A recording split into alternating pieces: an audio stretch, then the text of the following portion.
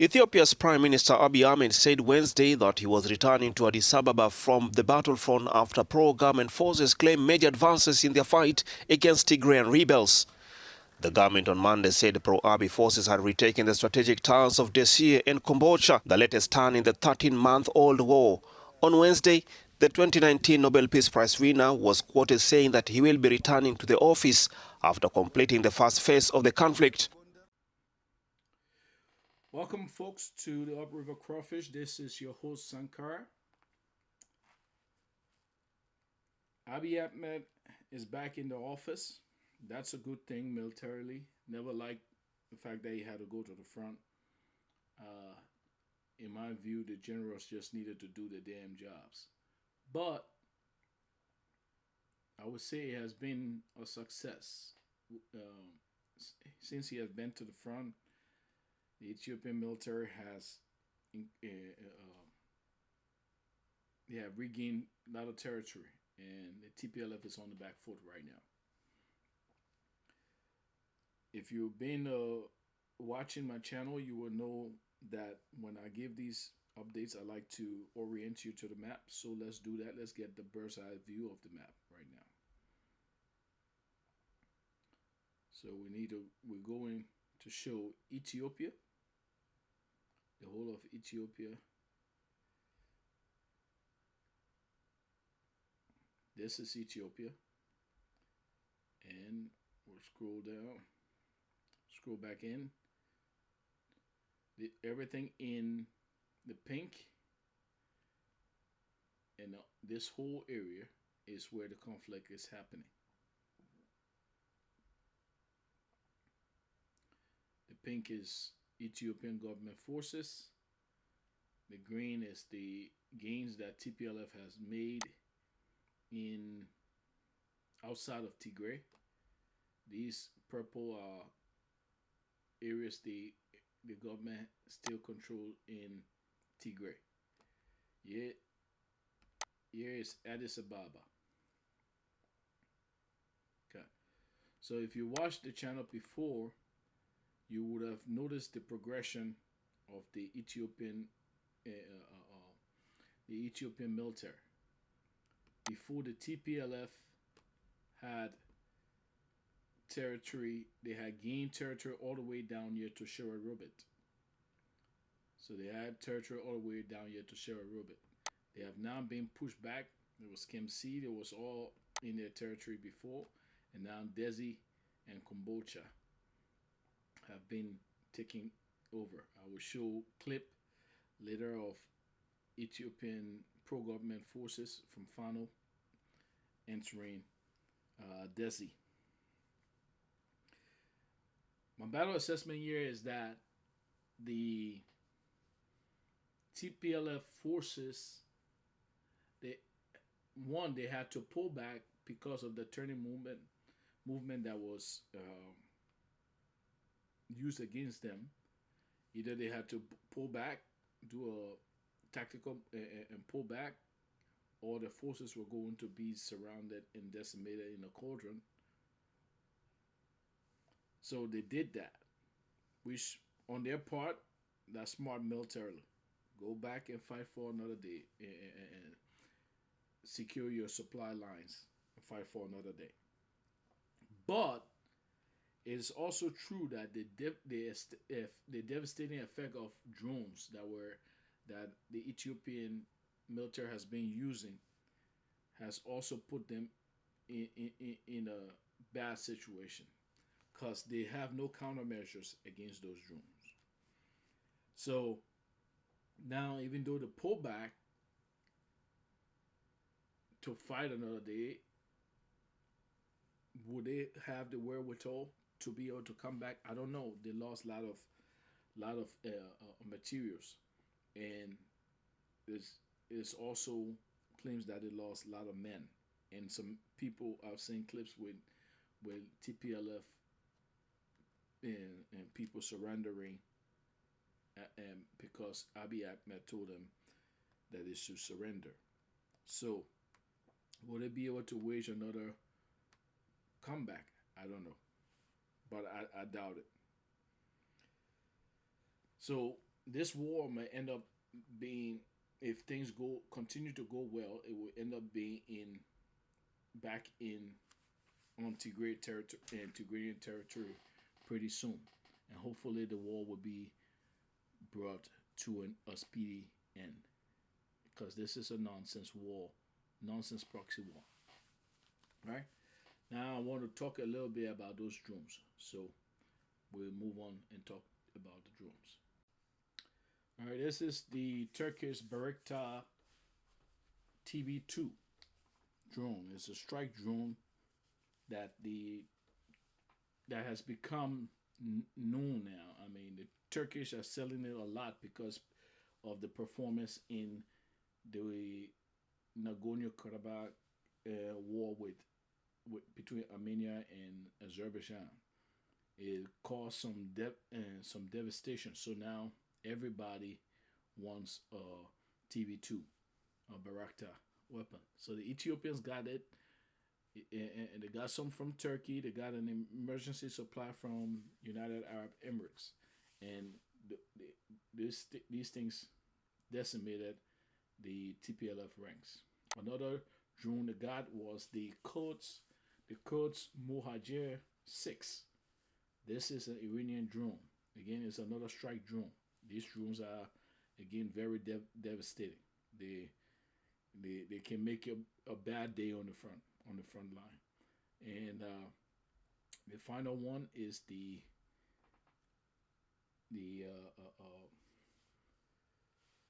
Wing Loon. That one is a Chinese drone.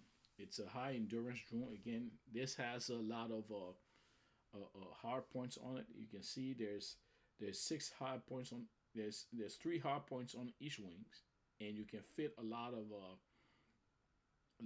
weapons on each hard point. So, for example, you see these are 4 missiles just on one hard that can be fitted to one hard point alone. So, if you multiply that, you know how much how much destruction this drone can do. And these things can loiter in the area. Like for example, the TB2, the Bayraktar TB2 is known for being autonomous, where it's in an area it can be programmed to track down and kill its target. And but the good thing about the thing about these drones is that if you don't have proper countermeasures for them or a way to defeat them, they can be very devastating on you. And that's what's happening to the TPLF. All the weapons that they took from that they stole, they're getting and destroyed. So now let me show you. I will go ahead and show you some of the TPLF losses, and so you can take a look for yourself and see why it's going to be tough for them to come back.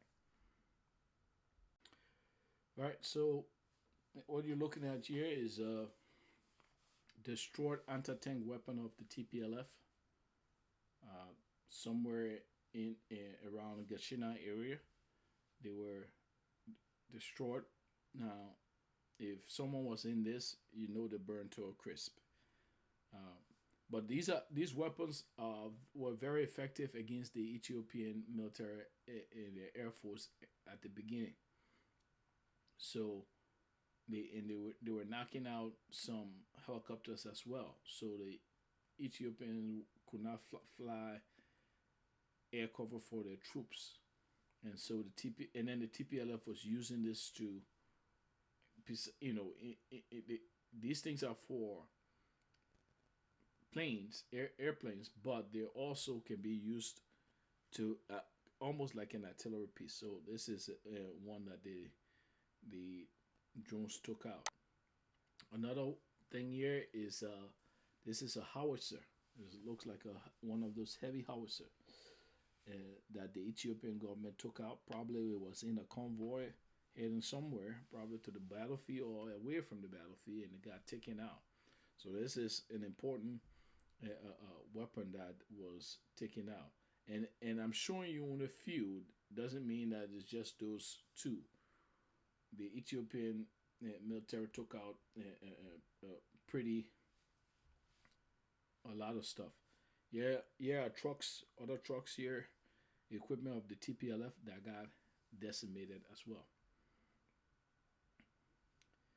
And this one is you can see this here is ZSU 23-2 is a old Soviet anti-tank weapon that I'm sorry, anti-aircraft weapon. One of the thing with that particular weapon is good, is useful, it's still useful against low flying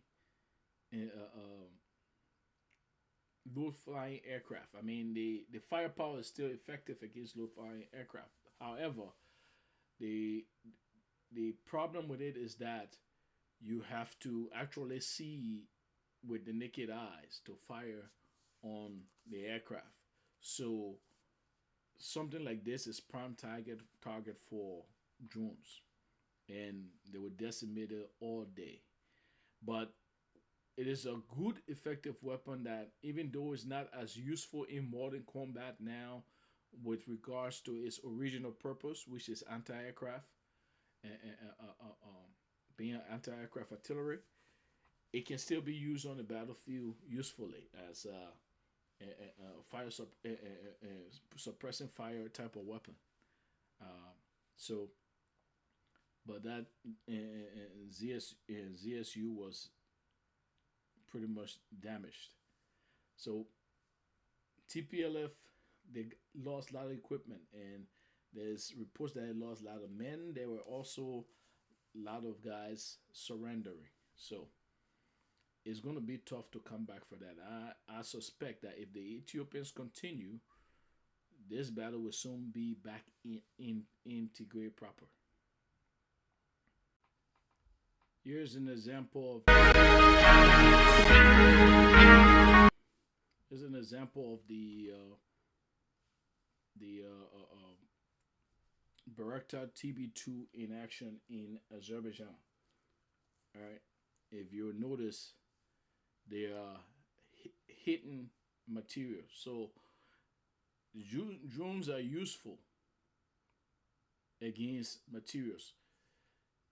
They can be used against, troops, but that is if your troops are bunched up together. Yeah, they can be effective against that. But generally, they are useful against materials. So here's an example of how they would be. You can imagine how the Ethiopians were using them. These are taking out again old Soviet anti-aircraft. Of course, this particular